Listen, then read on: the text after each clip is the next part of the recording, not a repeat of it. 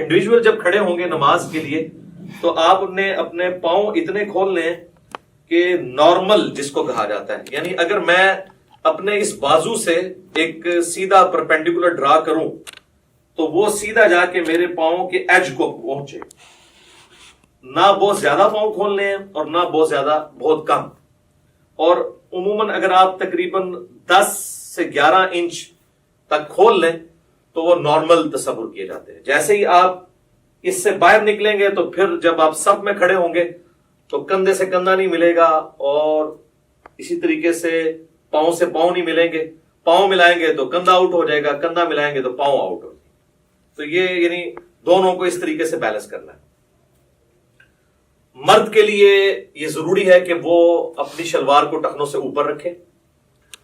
نماز کے علاوہ بھی سنت ہے، نماز میں تو اسپیسیفکلی سنت ہے مرد کے لیے، کیونکہ سنن ابی داؤد میں حدیث ہے اس مرد کی نماز نہیں ہوتی جس کا کپڑا ٹخنوں سے نیچے ہو. تو اس چیز کو انشور کرنا ہے کہ آپ کا کپڑا جو ہے وہ ٹخنوں سے اوپر ہے، یعنی جو لٹکانے والا کپڑا ہے. جرابیں اس کے اندر نہیں آتی، وہ لٹکائی نہیں جاتی، وہ پہنی ہوئی ہوتی ہے. اس کے بعد اگر آپ کی آستینیں وضو کی وجہ سے چڑھی ہوئی ہیں اوپر، ان آستینوں کو نیچے کریں. کف ثوب بھی منع ہے. اسی طریقے سے تہمت کو یا شلوار کو اوپر کرنے کے لیے یوں اڑیسنا، اس کو اندر کی طرف موڑنا، یہ بھی منع ہے، یہ بھی کف ثوب کے اندر آتا ہے. صحیح بخاری میں ان چیزوں کی ممانعت موجود ہے نبی صلی اللہ علیہ وآلہ وسلم کے ریفرنس سے. تو اس اعتبار سے ان ساری چیزوں کو دیکھ لینا ہے. پھر آپ نے قبلہ رخ کھڑے ہونا ہے اس حال میں کہ آپ جب قیام کے لیے اپنے ہاتھوں کو بلند کریں تو آپ کے یہ چیز ذہن میں ہونی چاہیے کہ میں اللہ تعالیٰ کے سامنے ہینڈز اپ کرنے جا رہا ہوں.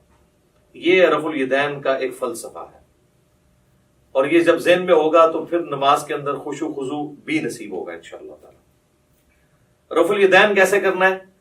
اپنے ہاتھوں کو نارملی بلند کرنا ہے، یعنی اس کونی کو اگر ہم پیوٹ مانیں تو یہ کونی اگر ہم یوں رکھتے ہوئے اپنے ہاتھ کو یوں بلند کریں تو آپ دیکھیں گے کہ میری جو انگلیاں ہیں وہ کانوں کی سیدھ میں آ گئی ہیں، سائڈ سے جا کے دیکھیں، اور میری ہتھیلی جو ہے وہ کندھے کی سیدھ میں آ گئی ہے. یہ سنت طریقہ ہے.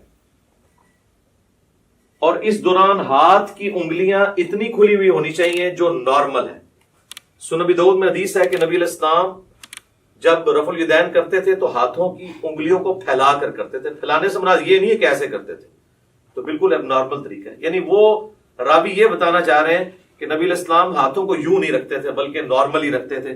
اب آپ اس کو یوں دیکھیں گے تو میں جب اس کو ہاتھ کو بلند کروں گا تو آپ یہ دیکھیں میرے دونوں انگلیاں کانوں کی سیدھ میں ہیں، میری ہتھیلیاں کندھے کی سیدھ میں ہیں، اور میری ہتھیلیاں قبلہ رخ ہیں. اور اس دوران یہاں پر ہی تھوڑی دیر کے لیے روکتے ہوئے میں اللہ اکبر کہوں گا اور اس کے بعد اپنے ہاتھوں کو باندھوں گا. اب جتنے بھی رفع الیدین ہوں گے وہ اسی طریقے کے ساتھ ہوں گے. صحیح مسلم میں حدیث ہے کہ نبی صلی اللہ علیہ وآلہ وسلم اپنے ہاتھوں کو کانوں تک بلند کرتے تھے. صحیح بخاری میں حدیث ہے کہ نبی علیہ السلام اپنے ہاتھوں کو کندھوں تک بلند کرتے تھے. اس میں تطبیق یہی بنتی ہے کہ آپ ہاتھ اس طرح بلند کرتے تھے کہ اگر انگلیاں دیکھی جائیں تو وہ کانوں کی سیدھ میں آ جائیں اور ہتھیلیاں دیکھی جائیں تو وہ کندھوں کی سیدھ میں آ جائیں. یہ نارمل پوزیشن ہے اور یہ بالکل صحیح ہونا چاہیے. اس کے لیے پریکٹس کرنے کا طریقہ ہے کہ آپ شیشے کے آگے کھڑے ہوں اور اس کی پریکٹس کریں. بعض لوگ ہوتے ہیں ان کے ہاتھ یوں ہوتے ہیں، یوں ہوتے ہیں، کچھ یوں ہوتے ہیں. یہ پریکٹس آپ کو کرنی پڑے گی. کسی کا ایک ہاتھ اونچا ہوتا ہے، نیچے ہوتا ہے. تو یہ اب مجھے جو میں یہ کر رہا ہوں میرے سامنے شیشہ نہیں ہے، یہ میری پریکٹس کی وجہ سے یہ سیدھا نظر آ رہا ہے. بعض اوقات آپ سمجھ رہے ہوں گے کہ سیدھا ہے لیکن وہ سیدھا ہوتا نہیں ہے، ٹیڑھا ہو جاتا ہے. تو اس کے لیے آپ کو پریکٹس کرنی پڑے گی. اور رفع الیدین کرتے ہوئے آپ نے اللہ اکبر کہہ کے ہاتھوں کو باندھنا ہے. یہ صحیح بخاری کے اندر یہ بھی حدیث موجود ہے کہ نبی علیہ السلام رفع الیدین کرتے اور اللہ اکبر کہتے. اور صحیح بخاری مسلم میں یہ بھی ملتا ہے کہ آپ صلی اللہ علیہ وآلہ وسلم اللہ اکبر کہتے اور رفع الیدین کرتے. لہٰذا اس چکر میں نہیں پڑنا کہ پہلے رفع الیدین کرنا ہے یا پہلے اللہ اکبر کہنا ہے. دونوں بیک وقت کہنے ہیں، آگے پیچھے کہنے ہیں، جس بھی طریقے سے کہیں سائملٹینیسلی آپ کہہ لیں. ہر صورتحال جو ہے وہ سنت کے مطابق ہے، کیونکہ اتنی جو باریکیاں ہیں نا وہ احادیث کے اندر نہ تو اللہ تعالیٰ کو مطلوب ہے کہ اس طرح کی رپورٹ کی جائے، نہ نبی علیہ السلام نے ان کو اس طریقے سے تعلیم فرمایا. تو یہ بڑی امپورٹنٹ چیز ہے اس حوالے سے. اللہ اکبر کہہ کے آپ نے ہاتھوں کو باندھا. اب ذرا یہ ہاتھوں کو باندھنے کی پوزیشن آپ ذرا دیکھ لیں. یہ میرا جو لیفٹ والا ہاتھ ہے یہ بعض لوگ یوں کر کے مٹھی بند کر لیتے ہیں, اس کو آپ نے یوں رکھنا ہے جو نارمل پوزیشن ہے. اس کے بعد آپ نے یہ دایاں ہاتھ بائیں ہاتھ کے اوپر یوں رکھا کہ جو نارمل پوزیشن ہے. بعض لوگ یوں کر کے پکڑ لیتے ہیں, ٹھیک ہے, اگر آسانی ہے یوں کر کے پکڑ لیں, یہ نارمل پوزیشن ہے. اور اگر آپ اس کو یوں رکھیں گے تو آپ کو رکھنے میں بھی آسانی ہوگی. یہ سنت طریقہ ہے جو صحیح بخاری کی حدیث کی روشنی میں ہمیں پتہ چلتا ہے, کیونکہ صحیح بخاری میں حدیث ہے کہ سہل ابن سعد الساعدی کہتے ہیں کہ نبی صلی اللہ علیہ وآلہ وسلم کے زمانے میں ہمیں حکم دیا جاتا تھا کہ ہم اپنا دایاں ہاتھ بائیں زیرہ کے اوپر رکھیں.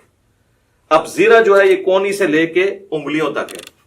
اور ابو داؤد اور نسائی کے اندر حدیث ہے کہ نبی علیہ السلام نے اپنا دایاں ہاتھ بائیں رزق را سین غین کف اور ساعد پر رکھا. ساعد کہتے ہیں کف سے لے کر کونی تک. یہ کف کا لفظ تو اردو زبان میں بھی استعمال ہوتا ہے, یہ عربی کا ہے. اور یہاں انگلی سے لے کے کف تک رزق کہلاتا ہے, اور اس پورے کو ہم کہتے ہیں زیرہ. اور آپ دیکھیں پرانے زمانے میں جب جنگیں لڑی جاتی تھی تو زیرہ پہنی جاتی تھی, پورے جسم پہ بھی پہنی جاتی تھی. اور اس طرح صحیح مسلم میں اتنا ہی ملتا ہے کہ نبی علیہ السلام نے اپنا دایاں ہاتھ بائیں ہاتھ پر باندھا. ڈیٹیل بخاری میں اور ابو داؤد میں اور سنن نسائی میں ملتی ہے. مسند احمد میں روایت ہے کہ سینے پہ باندھا. اب سینے سے مراد یہ نہیں کہ آپ نے یوں کر کے باندھ لیا. سینے کی ڈیفینیشن ہے یہ نہر سے لے کر ناف تک, یہ سارے کا سارا سینہ ہے. یہ سینہ ہے. اس میں جہاں پہ بھی لائی کرے گا تو آٹومیٹکلی آپ دیکھیں جب آپ یوں کریں گے اور یوں رکھیں گے تو وہ ایک خاص پوزیشن پہ آئے گا جو نہ بہت اونچا نہ بہت نیچا. ناف سے برل یہ اوپر ہی ہے اور نہر سے کافی نیچے ہے. یہ نارمل پوزیشن ہے. اسی پوزیشن میں جب آپ جماعت کے ساتھ نماز پڑھیں گے تو پاؤں سے پاؤں بھی ملا سکیں گے اور کندھے سے کندھا بھی. جیسے ہی آپ یہ اوپر چلے گئے تو پھر یہ دیکھیں کونیاں ملیں گی, کندھا نہیں ملے گا. اسی طریقے سے میرے بھائیوں جب آپ ناف سے نیچے ہاتھ باندھتے ہیں نا تو یہ خلاف سنت ہے. اس حوالے سے جو سنن ابی داؤد کی ایک حدیث پیش کی جاتی ہے تو امام داؤد رحمہ اللہ تعالیٰ نے خود ساتھ لکھا ہے کہ اس حدیث میں ایک راوی ہیں عبد الرحمن بن اسحاق الکوفی, جس کے بارے میں نے خود احمد بن حنبل سے سنا ہے کہ وہ اس کو ضعیف کہا کرتے تھے. اور یہاں پر لوگوں نے یعنی وہ روایت تو پیش کی لیکن ساتھ جو امام کا حکم تھا اس کو سکپ کر دیا. تو ایسے بھی نہیں کریں گے, ایسے بھی نہیں کریں گے, بلکہ اس طریقے سے ہاتھ باندھیں گے جو سنت طریقہ ہے. یا پھر دوسرا طریقہ یہ ہے کہ وضع الیدین کی بجائے ارسال الیدین کیا جائے. اس کے لیے ہم پھر یوں کریں گے کہ آپ نے یوں رفع الیدین کیا, اللہ اکبر کہہ کے ایسے. بعض لوگ بالکل ایسے ساتھ ملا لیتے ہیں, بعض مٹھیاں بند کر لیتے ہیں, بعض ایسے کر کے کھڑے ہو جاتے ہیں. بالکل غلط ہے. بالکل نارمل پوزیشن پہ جہاں پہ آئیں گے یہ ارسال الیدین ہوگا. یہ بھی سنت ہے, اگرچہ اس حوالے سے جو سنن طبرانی کی روایت ہے اس میں خصیب الجحد الراوی جو ہے وہ ضعیف ہے, لیکن چونکہ موقوفاً روایتیں عبداللہ ابن زبیر سے ملتی ہیں المصنف ابن ابی شیبہ میں, بلکہ مصنف ابن ابی شیبہ میں پورا چیپٹر ہے ان صحابہ اور تابعین کا بیان جو ہاتھ باندھ کے نماز پڑھا کرتے تھے اور ان صحابہ اور تابعین کا بیان جو ہاتھ کھول کر نماز پڑھا کرتے تھے. یہ دونوں طریقے سنت ہے.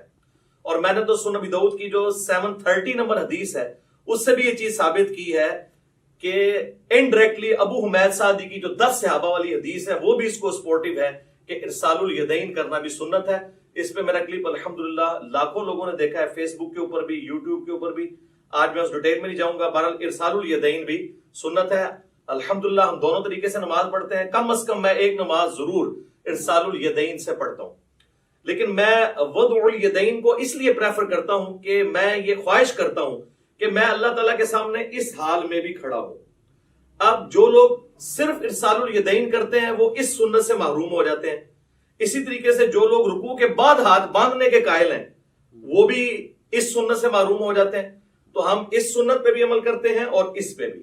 رکوع سے پہلے یوں اور رکوع کے بعد ارسال الیدین, اس پہ تو اجماع ہے اہل سنت کے تمام مکاتب فکر, حنفی, شافعی, مالکی, حنبلی اور اہل حدیث بھی. یہ تو چند علماء عرب ہیں جنہوں نے یہ کام ڈالنا شروع کیا رکوع کے بعد ہاتھ باندھنے والا. اس پہ تو اجماع امت ہے اور میں نے دلائل کے ساتھ ثابت کیا. صحیح بخاری میں اس کے اشارے موجود ہیں, سنن نبی داؤد کے اندر ابو حمید سعدی والی حدیث میں اس کے اشارے موجود ہیں کہ ارسال الیدین کیا جائے گا رکوع کے بعد.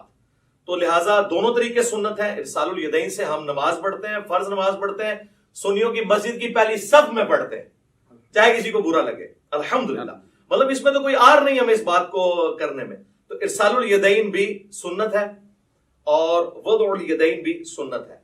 تو آپ اچھا بعض لوگ جو ہے نماز شروع کرتے ہی اللہ اکبر کہہ کے یوں ہاتھ چھوڑ دیتے ہیں اور پھر یوں ہاتھ باندھتے ہیں، یہ بھی خلاف سنت ہے.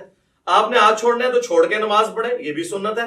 اور آپ نے ہاتھ باندھنے ہیں تو باندھ کے نماز پڑھے تو وہ بھی سنت ہے، لیکن یہ یوں کر کے یوں نہ کرے.